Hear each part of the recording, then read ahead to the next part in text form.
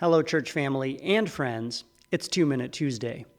Well, we are deep into back to school season. And what I always find this time of year is I have flashbacks to my own school experiences, for better and for worse. One thing I never liked about school was group projects. In fact, I don't think I've ever met anybody who liked group projects. The fatal flaw with group projects, of course, is that the work is always unevenly distributed. Someone's always coasting, someone else is always doing all the work to compensate. The more capable and responsible you are, the less fair you will find the division of labor. But here's what I've learned about group projects. If they're done right, they're not really about the product, they're about the process. That is, the group itself is the project. What you learn in a group project is how to function as part of a group. If you're willing to receive that life lesson, you end up benefiting for the rest of your life because, spoiler alert, most of life is a group project. This is especially true of life in the church. This is what the Apostle Paul says in 1 Corinthians 12.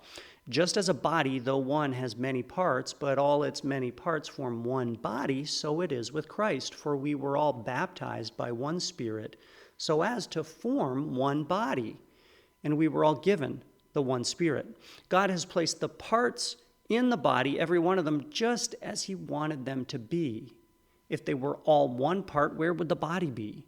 There should be no division in the body, but that its parts should have equal concern for each other. If one part suffers, every part suffers with it. If one part is honored, every part rejoices with it.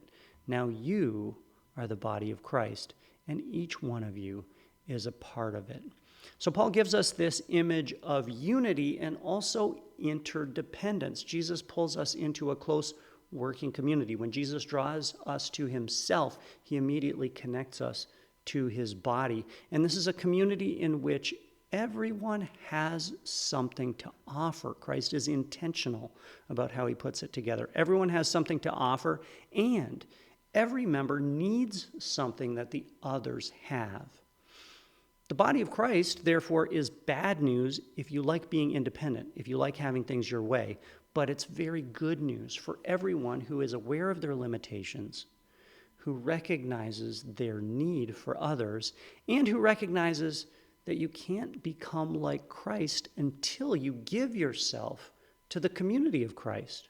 After all, this is who Christ is. He gives himself to his people for the sake of forming his body. So we all come to Christ incomplete.